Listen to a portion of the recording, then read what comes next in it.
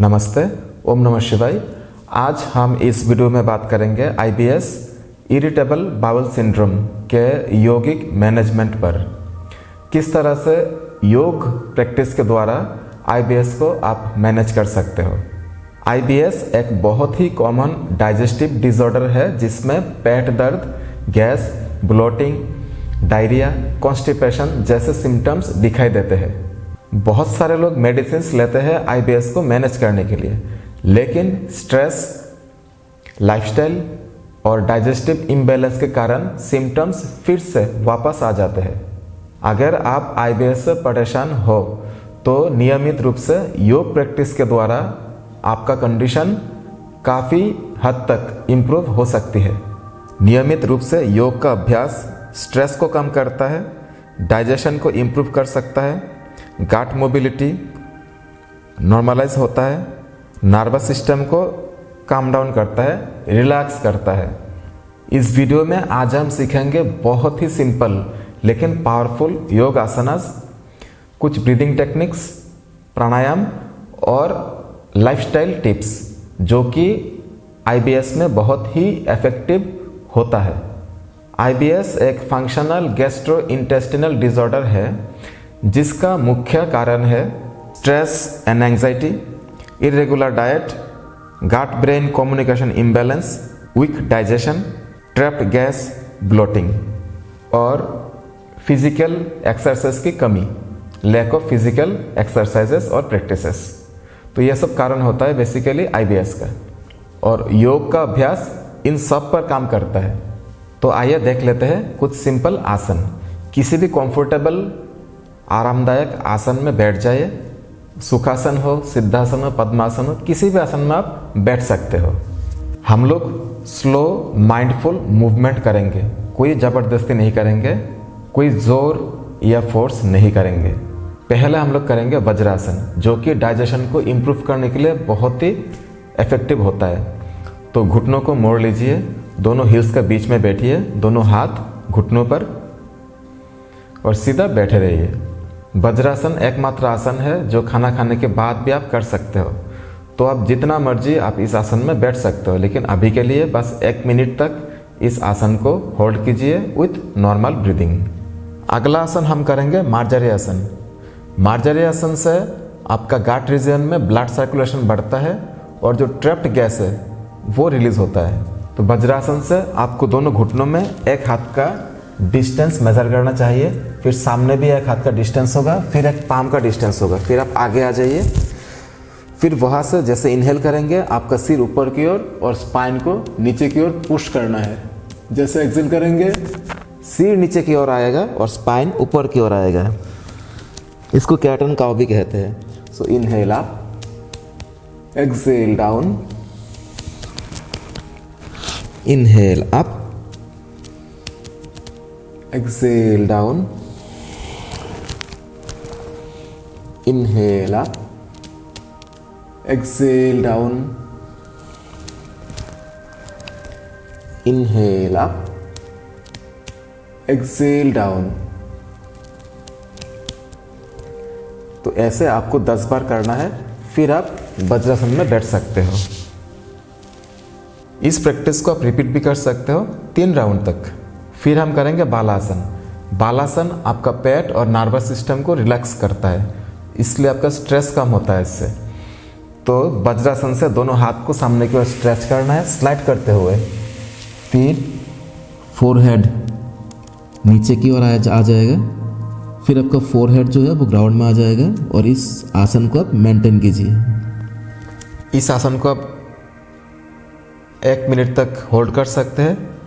इसके बाद इसको आप रिपीट भी कर सकते हैं 3-3 सेट तक। फिर हमें करना है अर्ध मत्स्येंद्रासन। आपको दंडासन में बैठना है, वहां से आपको अर्ध मत्स्येंद्रासन में आना है।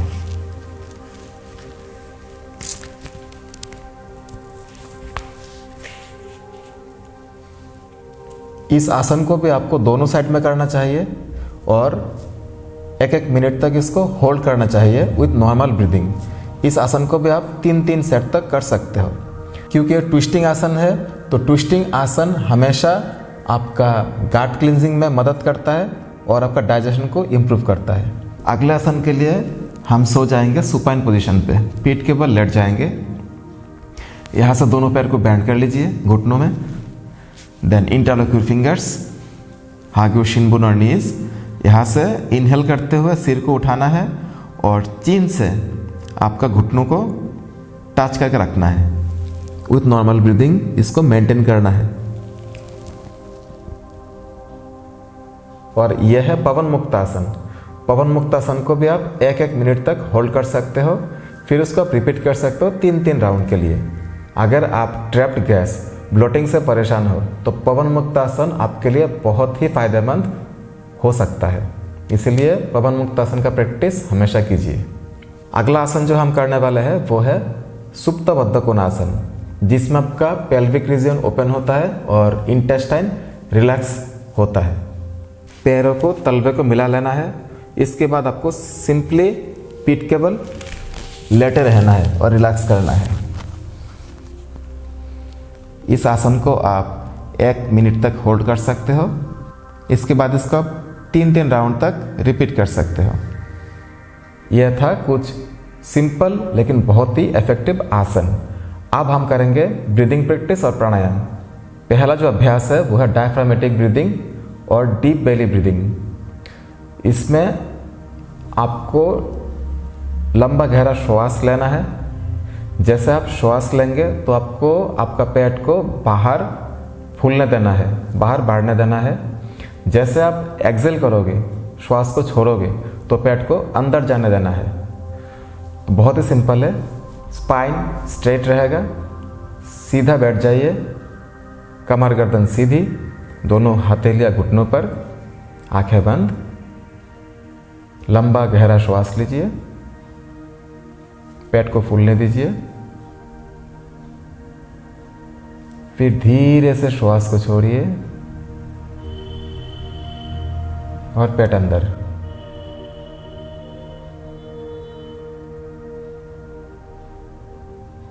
इस प्रैक्टिस को आप 10 राउंड तक कर सकते हैं।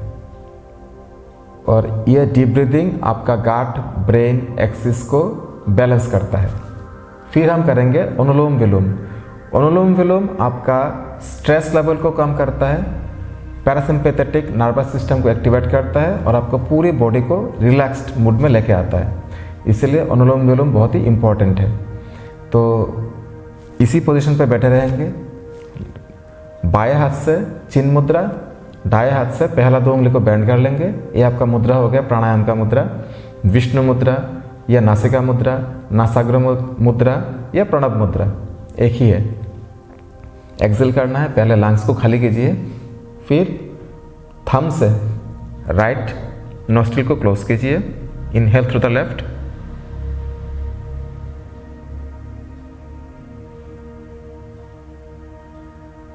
पाँच सेकंड में इनहेल कीजिए, फिर close your left nostril, exhale through the right in 5 second.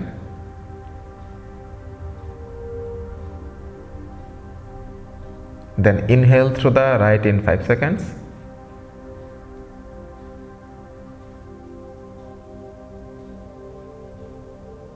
फिर close your right nostril and exhale through the left in 5 seconds.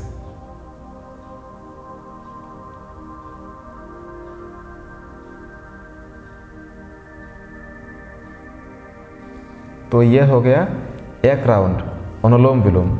आप 7 से 10 राउंड तक प्रैक्टिस कर सकते हैं। फिर आप कर सकते हैं शीतली प्राणायाम, जो बहुत ही इंपॉर्टेंट है। शीतली प्राणायाम आपका स्ट्रेस को कम करता है। शीतली प्राणायाम आपका नर्वस सिस्टम, आपका शरीर और मन को शांत करता है और आपका बॉडी का हीट को कम करता है, जो बहुत इंपॉर्टेंट है। इसीलिए शीतली प्राणायाम आप जरूर कीजिए। आपको चिन्ह मुद्रा लेना है दोनों हाथों से, फिर दोनों चिन्ह मुद्रा को घुटनों में रखिए। फिर जीभ को पहले बाहर निकालिए, जीभ को दोनों साइड से फोल्ड कीजिए। फिर आपको जीभ से इनहेल करना है, श्वास लेना है धीरे से, फिर जीभ अंदर, मुंह बंद, फिर नाक से धीरे धीरे आप श्वास को छोड़ देंगे। आंखें बंद, जीभ बाहर।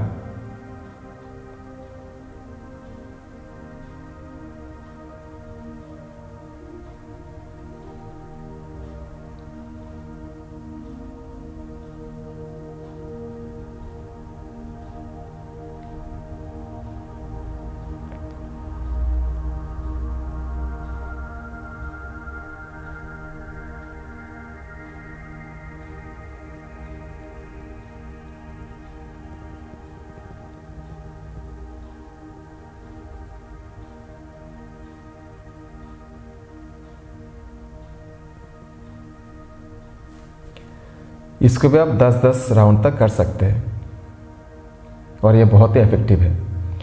तो ये था योग का कुछ आसन, ब्रीदिंग प्रैक्टिस और प्राणायाम का अभ्यास IBS को मैनेज करने के लिए। अब आइए बात कर लेते हैं जो बहुत ही इंपॉर्टेंट है, वो है लाइफस्टाइल।